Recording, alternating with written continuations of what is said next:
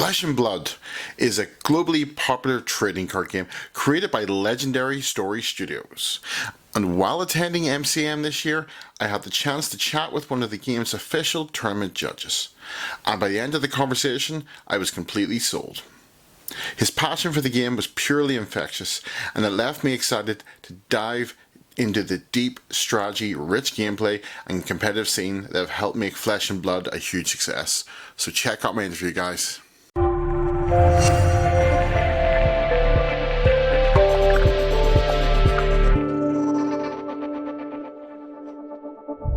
So tell me the name of the game and tell me what it's about. Alright, so this is Flesh and Blood. This is a game created by Legendary Studios based from New Zealand. And they were all about the idea, their mission was to bring people together in the Flesh and Blood through the common language of playing great games. Well, one thing I've noticed is it's a very young game, so I'd say an advantage over this to Magic the Gathering or Yu-Gi-Oh! Or anything else out there is you don't need to spend your entire wage just to play it. Yep, and honestly, we have some beautiful armory decks that kind of online, but also the new Silver Age format, very beginner friendly and very easy to get into. You can buy a Silver Age deck off the shelf and you can just get right into playing the game. We had a massive world premiere in London earlier this year, and one of the decks just off the shelf made it into day 2, had a really good record, managed to make it into the cash. Like, it was piloted by one of the best players in the world, obviously, but you can just get them off the shelf and bring them to locals, and you can start doing really well in the game. And that's just a great way to get into it. So is there any lore for the game, or is it just the characters? There's a lot of lore. It's kind of developed in-house by them. It's quite young, so we have the setting. It takes place in Wraith, and there's a lot of different factions all around Wraith. The kind of big lore events we're going on right now, there's the region of Solana, and they're kind of like the heroes, the good guys, and then there's the monastery, the agents of the shadows. The fun ones? Yeah, the funky ones, the cool ones, you know, the bad boys. And they're all, there's like a big war going on between them. It's spanned a couple of sets. We're all expecting, like, you know, maybe Monarch. Monarch was the first set. We're kind of seeing how the plot will progress. But over the course, they kind of introduce new heroes, new stories. It's pretty fun. It's really cool. There's definitely like lore books out there if you want to really get into it.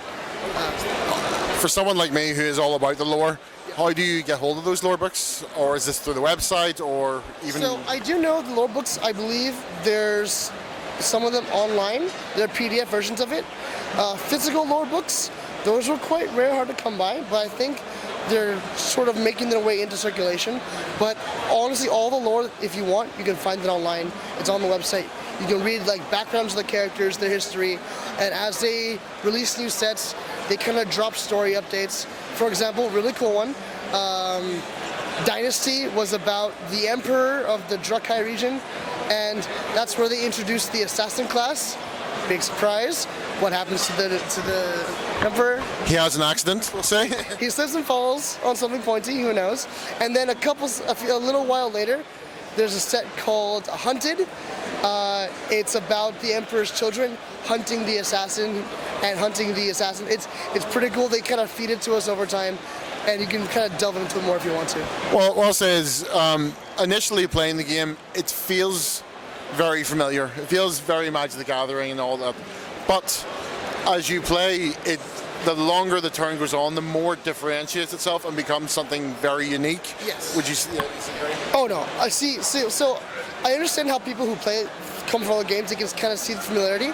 But really the base mechanics of the game, pitching resources, playing cards, drawing at the end of your turn, the more attacking and defending, and how you're not really developing a board state, really differentiates itself from like other card games. I think it sets itself apart from so many other card games. It really kind of has its own system. It's really its own thing. And what I love the most about it thematically is the game's about two people showing up to a duel. They're fighting. They come in with all their gear and their armor. They have all their techniques. And as the fight goes on, you whittle them down. They get weaker. Their armor breaks. The weapons, they might go away. And it really, when you get to the end game, it's really about like the nitty-gritty, trying to get that last hit in and close out the game.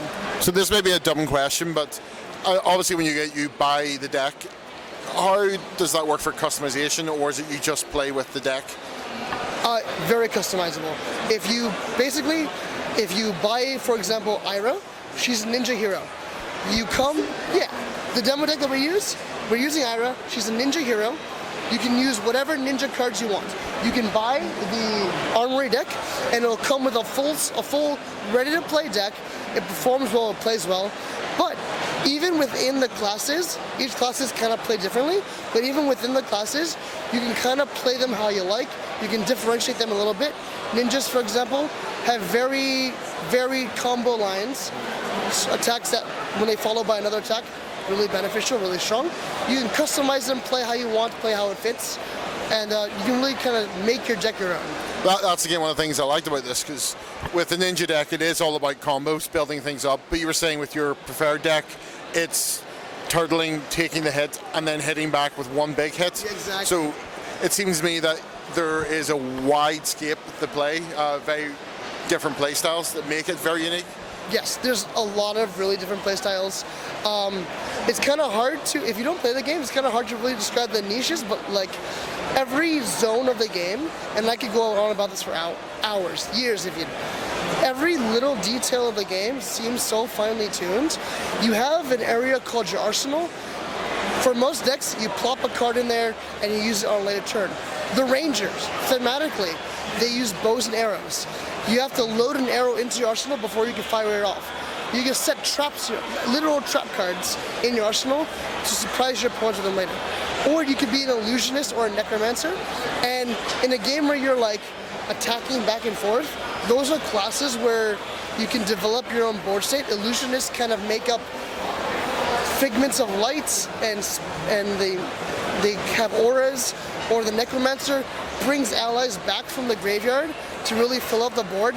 They're really cool, and they play so vastly different from, say, a guardian who, like, his whole role is to be the tank. He'll tank and wait for the opportune time to hit you with a crippling shot, debilitate you, lower your attack, and kind of, once you're weakened, take the tempo from there and hit you with big attack after big attack until, game's over.